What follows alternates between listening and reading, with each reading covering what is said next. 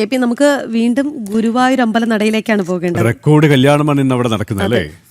ചിങ്ങമാസത്തിലെ ആദ്യ ഞായറാഴ്ചയായ ഇന്ന് ഗുരുവായൂരിൽ വിവാഹങ്ങളുടെ മാമാങ്കമാണ് എന്ന് തന്നെ പറയാം.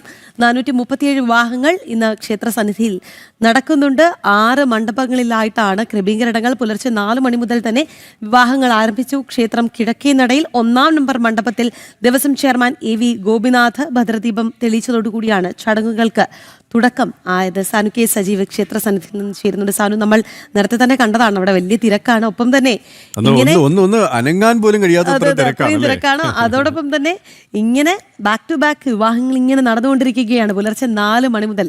എങ്ങനെയാണ് ചടങ്ങുകൾ പുരോഗമിക്കുന്നത്? ഒപ്പം തന്നെ ഇന്ന് എത്ര സമയം വരെയാണ് ഇത്തരത്തിൽ ചടങ്ങുകൾ ഉള്ളത്?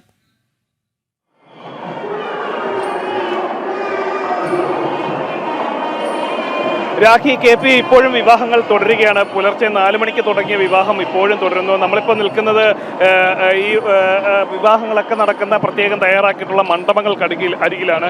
ഇവിടെയാണ് സാധാരണ നിലയിലൊക്കെ വിവാഹങ്ങൾ നടക്കുന്നത്. ഇത്രയധികം വിവാഹങ്ങൾ നടക്കുന്നതുകൊണ്ട് തന്നെ പ്രത്യേക ക്രമീകരണങ്ങൾ ഇതിനോടനുബന്ധിച്ച് ദേവസ്വം ഇവിടെ കാലക്കൂട്ടി തയ്യാറാക്കിയിരുന്നു. DGP മുതൽ ഇങ്ങോട്ടുള്ള ഉദ്യോഗസ്ഥരും ഇവിടെയുണ്ട്. കാരണം അഭൂതപൂർവമായിട്ടുള്ള ഭക്തജന തിരക്കാണ് ഇവിടെ അനുഭവപ്പെട്ടുകൊണ്ടിരിക്കുന്നത്. ആ ഒരു പശ്ചാത്തലത്തിൽ വലിയ രീതിയിലുള്ള ആളുകൾ എത്താനുള്ള സാധ്യത, വിവാഹത്തിനെത്തുന്ന ആളുകൾ, അതിന് പുറമെ ഈ സാധാരണ നിലയിൽ നമുക്കെല്ലാവർക്കും അറിയാവുന്നതുപോലെ ഓണക്കാലമാണ്, ചിങ്ങമാണ്. അതിൻ്റെയൊക്കെ പശ്ചാത്തലത്തിൽ വലിയ രീതിയിലുള്ള ഭക്തജനങ്ങളുടെ ഒരു ഒഴുക്ക് ഈ ഗുരുവായൂരിലേക്കുണ്ട്. അതുകൊണ്ട് തന്നെ ഈ സാധാരണ നിലയിൽ തൊഴാൻ വരുന്ന ഭക്തർക്ക് ബുദ്ധിമുട്ടില്ലാത്ത നിലയിൽ, അതേപോലെ തന്നെ വിവാഹങ്ങൾക്കൊന്നും തടസ്സം ഉണ്ടാകാത്ത വിധത്തിലുള്ള പ്രത്യേക തരത്തിലുള്ള ക്രമീകരണങ്ങളാണ് ഇവിടെ ഏർപ്പെടുത്തിയിട്ടുള്ളത്. അല്പസമയം മുമ്പ് ദേവസ്വം ചെയർമാനൊക്കെ പറഞ്ഞ പോലെ തന്നെ ഒരാൾക്കും ബുദ്ധിമുട്ടില്ലാത്ത രീതിയിൽ തൊഴുന്നതിന് വേണ്ടി, ഭഗവാനെ കാണുന്നതിന് വേണ്ടിയിട്ടുള്ള വിപുലമായിട്ടുള്ള ക്രമീകരണങ്ങൾ ഒരുക്കിയിട്ടുണ്ട് എന്ന് തന്നെയാണ് അദ്ദേഹം വ്യക്തമാക്കിയിട്ടുള്ളത്. നമുക്ക് ദൃശ്യങ്ങളിൽ കാണാൻ സാധിക്കുന്നത് ഈ ക്യൂ കോംപ്ലക്സ് ഒക്കെ നിറഞ്ഞു നിൽക്കുന്ന ഒരു ദൃശ്യം. കാരണം അവരൊക്കെ ഈ ക്ഷേത്രത്തിൽ വന്ന് തൊഴുന്നതിന് വേണ്ടി കാത്തു നിൽക്കുന്ന ഭക്തരാണ്.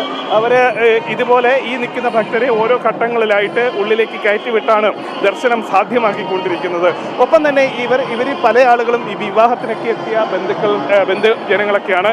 അങ്ങനെ അവരെല്ലാം അവിടെ നിൽക്കുന്നു. അങ്ങനെ ഓരോരുത്തർക്കും അവരവരുടെ ഊഴമനുസരിച്ച് ക്ഷേത്രത്തിലേക്ക് പ്രവേശിക്കുന്നതിനുള്ള ക്രമീകരണങ്ങൾ ആണ് ദേവസ്വം ഒരുക്കിയിട്ടുള്ളത്. പോലീസുണ്ട്. നമുക്ക് ഇത്രയധികം ആൾ വരുന്നത് കൊണ്ട് തന്നെ സുരക്ഷ പ്രധാനമാണ്. സായുധ പോലീസിന്റെ കാവലുള്ള ഒരു പ്രദേശമാണ്.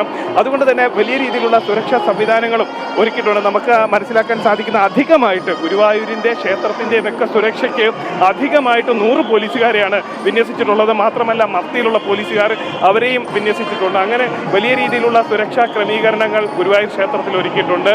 1 മണിക്കൂറിൽ ഇപ്പോൾ നടക്കുന്ന 60 വിവാഹങ്ങൾ വെച്ചിട്ടാണ് ഓരോ മണ്ഡപത്തിലും 6 മണ്ഡപങ്ങളാണ് ഒരുക്കിയിട്ടുള്ളത്. ഇപ്പോൾ നമ്മൾ ദൃശ്യങ്ങളിൽ കാണുന്ന മണ്ഡപം, ഈ കല്യാണത്തിന് ഇത്രയധികം 447 കല്യാണങ്ങൾ, ഇതിനു മുൻപ് 437 കല്യാണങ്ങൾക്കാണ് ചീട്ടാക്കിയതെങ്കിൽ പിന്നീട് വന്ന 10 കല്യാണം കൂടിയുണ്ട്. അതിൻ്റെയൊക്കെ പശ്ചാത്തലത്തിൽ അധികമായിട്ട് ഒരു കല്യാണ മണ്ഡപം കൂടെ ഒരുക്കിയിട്ടുണ്ട്. ഇവിടെയും കല്യാണം നടക്കുന്നു. ഇവിടെ രാവിലെ ദേവസ്വം ചെയർമാനാണ് ഈ കല്യാണ മണ്ഡപത്തിൻ്റെ ഉദ്ഘാടനം, നിലവിളക്ക് കൊടുത്തി ഉദ്ഘാടനം നിർവഹിച്ചത് ദേവസ്വം ചെയർമാനാണ്.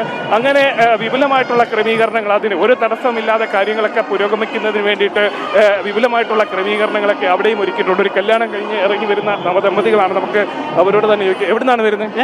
ചെറുതുരുത്തി. ബുദ്ധിമുട്ടുകളൊന്നും ഇല്ലാതെ? ഇല്ല, കുഴപ്പമില്ല. ഇത്ര നേരം നിൽക്കേണ്ടി വന്ന കല്യാണത്തിന്? അങ്ങനെ എന്തെങ്കിലും? ഒരു 5 മിനിറ്റ്. നിങ്ങൾക്ക് ഇതിന് നേരത്തെ തന്നെ സമയം ക്രമീകരിച്ചിട്ടുണ്ട്? പേരെന്താണ്? വിജിഷ. തൃശ്ശൂർ തന്നെയാണ്. ചെറുതുരുത്തി. ബുദ്ധിമുട്ടുകളൊന്നും ഉണ്ടാവാതെ? ഇല്ല. വളരെ സന്തോഷത്തോടും.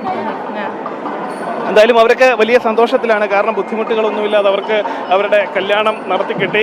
അതുമാത്രമല്ല, ഇവിടെ പ്രത്യേക സമയ ക്രമീകരണങ്ങൾ ഓരോ വിവാഹത്തിനും, ഇത്രയധികം വിവാഹങ്ങളുടെ ഒരു മാമാങ്കം നടക്കുമ്പോൾ അതിന് ഓരോ വിവാഹങ്ങൾക്കും പ്രത്യേക ക്രമീകരണങ്ങൾ, സമയമൊക്കെ അവർക്ക് നൽകിയിട്ടുണ്ട്. ആ സമയം അനുസരിച്ച് വധൂവരന്മാർ ഉള്ളിലേക്ക് പ്രവേശിക്കുമ്പോൾ അവർക്ക് ഒപ്പമുള്ള ബന്ധുജനങ്ങൾ, അതായത് അതും എണ്ണം നിജപ്പെടുത്തിയിട്ടുണ്ട്.